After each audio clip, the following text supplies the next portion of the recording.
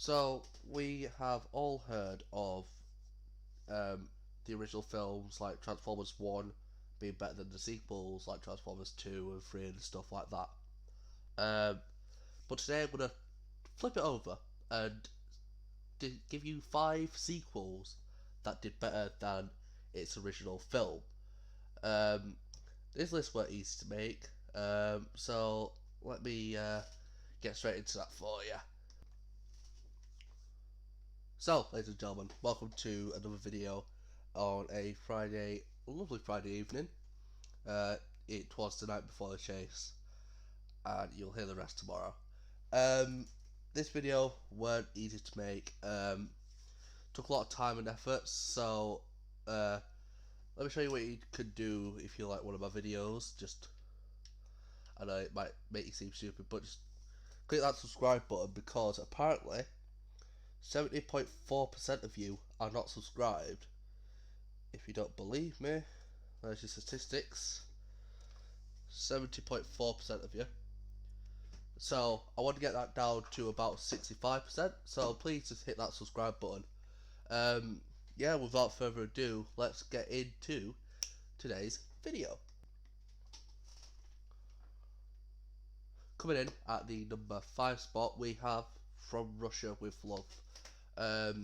If any of you know me personally, you know I'm a big James Bond fan, and also because I'm from UK, it's kind of expected for me to.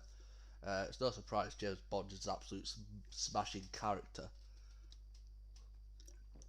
and to have someone like Sean Connery play him is fucking brilliant. And we see from the first film, Doctor No, after that we see it elevated to this next level, which we see in From Russia with Love. It's one of my favourite films just to watch, just a guilty pleasure film. It's a very good film for me. If any of you out there just like young and just trying to get into film, if you want to watch some old films, kind of get used to what it was like back then, this is one of the films I would recommend you to watch. It was really hard picking this and one other film for the number 5 spot. I'll say what the other one was in my honourable mentions when we get to the number 2 spot. But yeah, this film definitely a strong connection to it because of how it introduced me to James Bond. That's pretty much it. That's probably the only reason why it got on this list. But besides from that, very strong film, very enjoyable, and I can't wait for No Time to Die. But yeah, coming in at number 5, From Russia with Love.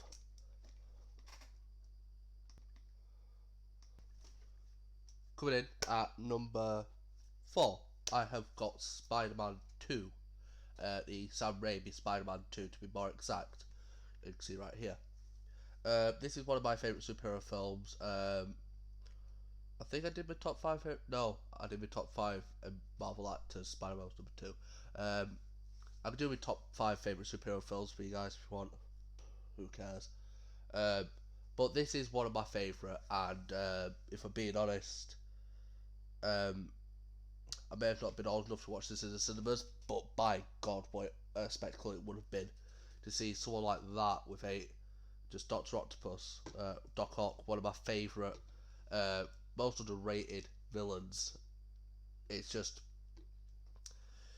It's really cool to watch, especially nowadays.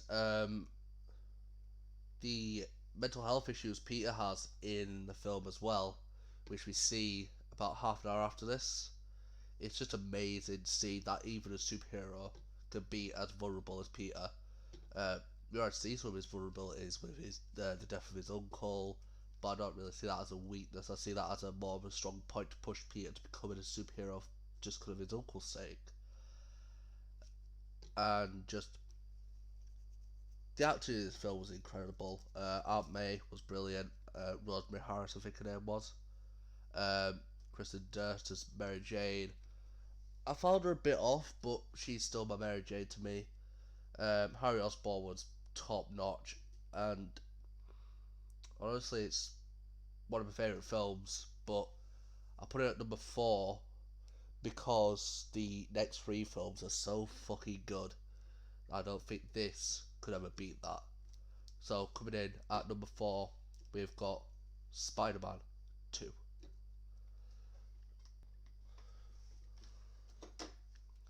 Coming in at number 3, we have got Batman the Dark Knight. Probably my favourite superhero film ever. Um, just Heath Ledger as the Joker does a brilliant job. The mystery around the Joker in this film as well is amazing.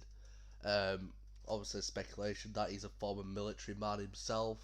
He knows how to aim I think it's a carbine rifle, um, and also maybe some of his PTSD, and that's how he got his scars. Maybe it was actually from war, and he just got psycho and went AWOL.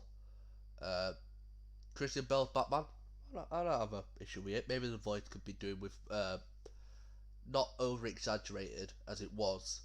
Um, the rest of the plot was brilliant. Two Face was brilliantly played by Aaron Eckhart.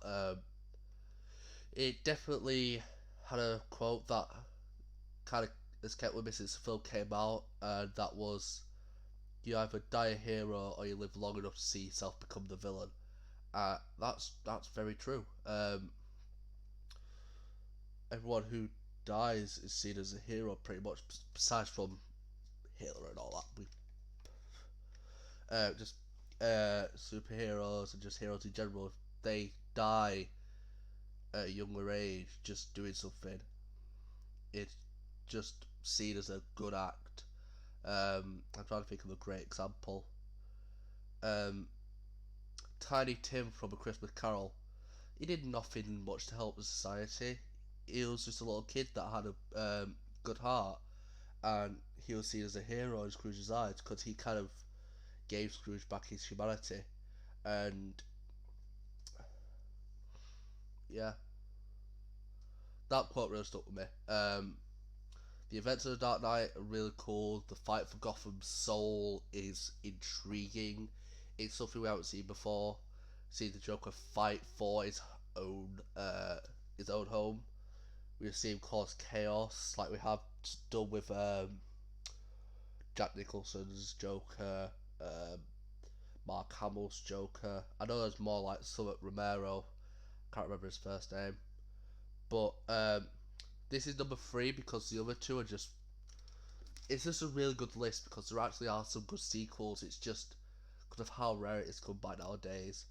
That's why most of these films are kind of old. This is actually the newest member on this list, 2008, which shows you um, just how good films back in days were. 70s, 80s, 90s, early 2000s, mid 2000s. Film, the films, especially the sequels, just elevated it. It didn't slump it down like in Transformers or Avengers or Star Wars or there is a Star Wars film in this list. I'm just saying nowadays. So yeah, let's move on to number 2.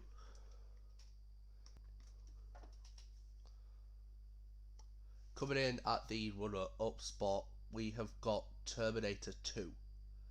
I know this seen as many people as the greatest sequel in film. I've got it number 2. Solid film, way better than Terminator 1. It's so sick. Arnold Schwarzenegger in this film, obviously, pretty much his film again. Um, Very, very solid film. I haven't seen this film since like 2016, but I saw memories of it, and just this scene here is my favourite scene in the film. Just let you know. Just the intensity of the film, what it stands for, it's so sick. I wish I made this film, honestly. One of the films I wish I made, besides from maybe Star Wars or Iron Man 1, but that's besides the case. I know John from Ballman Bad said this is his one of his favourite films and definitely his favourite sequel. And it's my second favourite, but it doesn't lose any credibility because of it. It's just my preference. And honestly, I can't disagree with people who say this is a great film. it is. It's a great watch. Solid watch as well. Just I don't see any sequels coming out in the next like 15, 20 years that could beat Terminator 2. Um, it's just I feel like Terminator 2 is like the threshold of amazing sequels.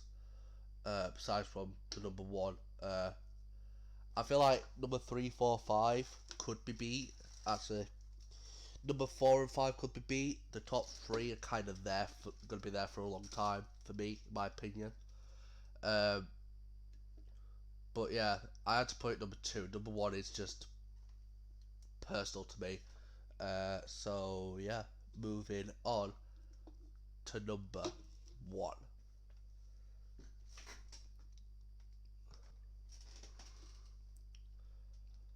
So before we move on to our number one spot, I have got three honorable mentions, but also I want to remind you, please make sure you hit that subscribe button, hit that notification bell, leave a comment down below your favourite sequel film in just any franchise ever. And I'm gonna just name these three and just to give you a quick explanation. Um, the three I've got are Captain America: The Winter Soldier, Hellboy 2, and Good, the Bad, and the Ugly. All three great films, and if you're wondering which one was going to be interchangeable with James Bond, it's Good, the Bad, and the Ugly because these two films are just so close for me personally, and I just had to give it to James Bond because of personal preference. Um, but yeah, obviously, as I always say, it's my list. It's not the right list. Unless you agree with me, then it is the right list. But if you disagree with me, just say it nicely down in the comments below. I know some of you trolls out there be trying to say shit, but I don't care. Um, but yeah, them three are my honourable mentions. Um, and I think we should move on to number one. Are you ready?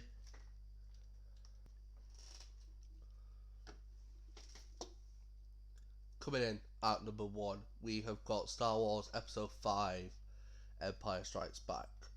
Now, you may be confused, but I just split up Star Wars into three trilogies. So, prequels 1, 2, 3, original 1, 2, 3, sequels 1, 2, 3. And I looked at the second episode of each trilogy.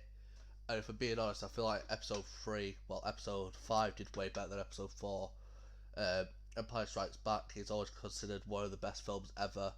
Uh, you can't really disagree with that. It's a great film, one of the biggest plot twists in movie history, with Darth Vader being the father of Luke Skywalker. Obviously, the Battle of Hoth. You got Dagobah with Yoda and old Ben. You've got Bespin, Lando, interrogations, Carbonite. Just very personal film to me. This is I know I say episode 4 got me into Star Wars, but what got me really hooked is like after episode 4 I was craving more, and this fulfilled everything that I had in mind besides from Vader being Luke's father, which you don't fucking expect. And this film has shown me not to trust any films again. Sorry about that. Just no, never trust any films again, and what they're going to do with the film.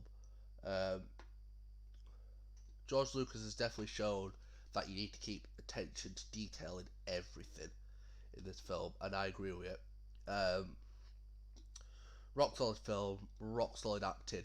Han Solo is definitely a standout, and this made Han Solo one of my favourite characters. I think he was number 4 on my list. Yeah, Leia was decent. Obviously, if you saw 2 days ago my Leia Hero Guide, she's one of my favourite characters in Battlefront 2. Um, very strong character. Um, Luke in this film, obviously phenomenal. Mark Hamill, you can't really go wrong with him. Darth Vader, as always, menacing, iconic. Uh, the introduction of the AT-ATs or AT-ATs or Walker, as some people call them. I call them AT-ATs. Um,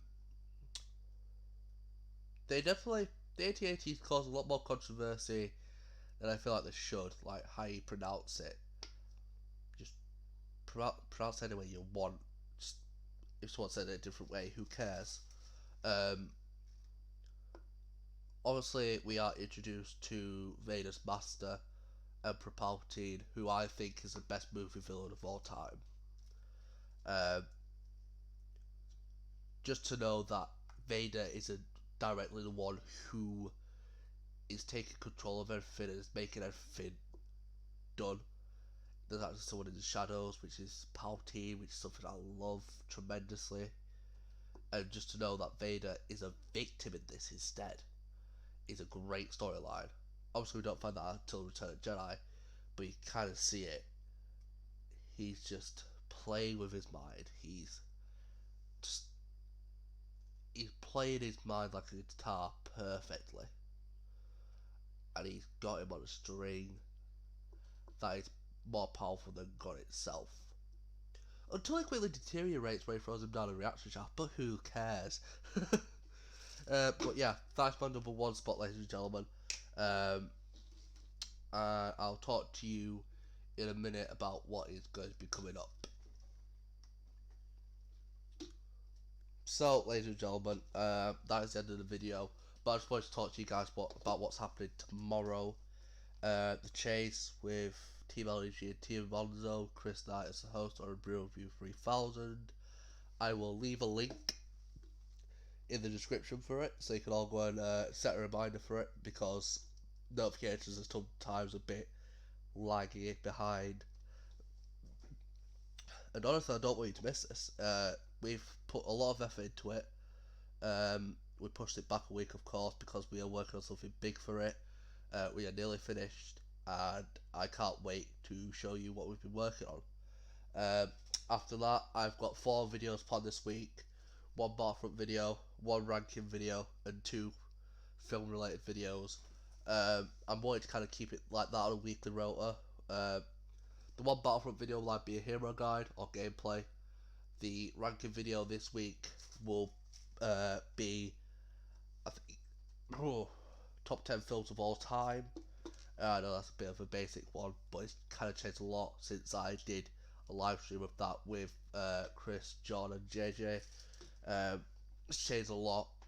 And then the 2 film videos are going to be why Palpatine is the perfect villain, or the greatest villain of all time, and also there's an interesting one which I can't reveal yet because I'm not too sure how to say it to you, but I hope you'll all stay interested for it. But yeah, thank you all for watching. Cheers to you, my laddies.